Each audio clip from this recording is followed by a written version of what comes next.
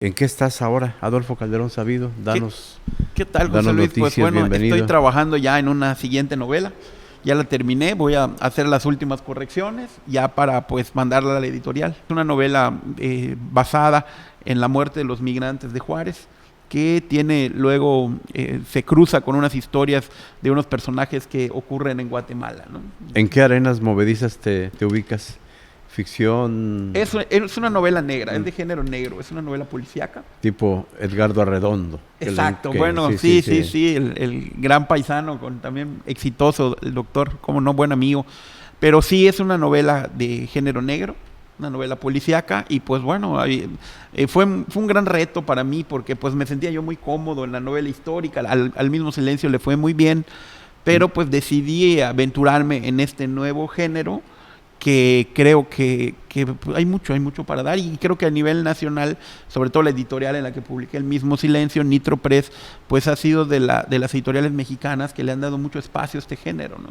¿Qué luz, qué sombras arroja sobre la vida de Salvador Alvarado en El mismo Silencio? Bueno, la novela precisamente lo primero que buscó es que no sea una oda de elogios nada más a Salvador Alvarado. Lo importante era derretir esa estatua de bronce para convertirlo en un ser humano de carne y hueso, ¿no? Eso era el gran reto, eso era lo importante. Y ponerlos con todas sus sombras y ponerlo con todas sus luces.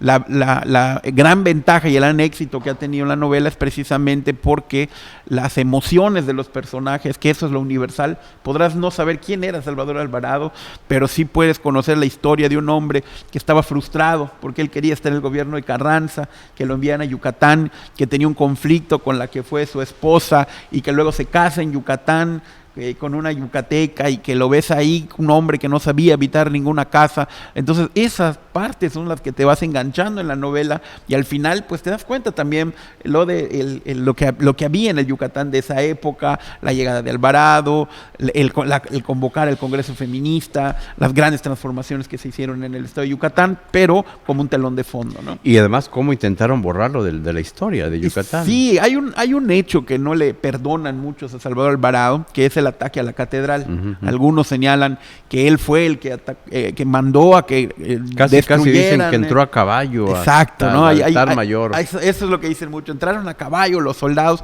cuando en realidad lo que fue es un movimiento obrero. Fue un movimiento obrero que, cansado de la explotación de la propició iglesia, la llegada de Salvador. Ellos son los que destruyen. Claro, ¿qué es lo que dicen? En ese entonces la policía estaba ubicada en contraesquina de Palacio de Gobierno.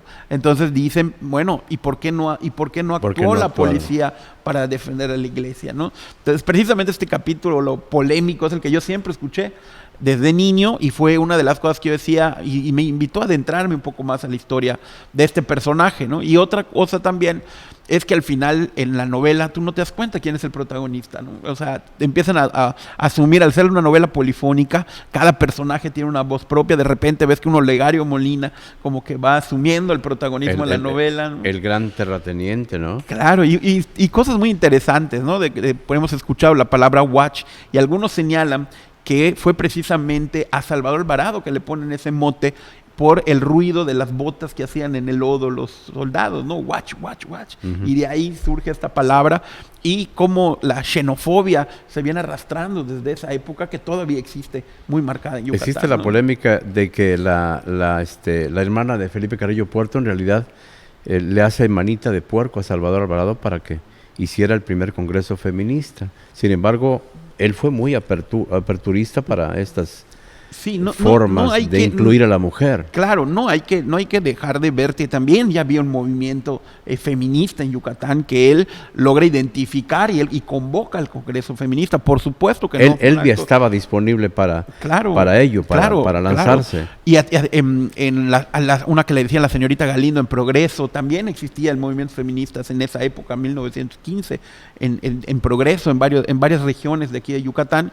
Y pues lo que hace El Salvador Alvarado, que también es algo que en la historia pues marca, porque al fin de cuentas quien convoca, quien firma la convocatoria es él, ¿no? Porque pudo haber habido el movimiento feminista, pero si él no hubiese tomado la determinación de hacer la convocatoria, pues no se hubiera hecho. Si no hubiera tenido la voluntad política para la primera convocatoria, año del 16 por allá, 1916. ¿no? 16.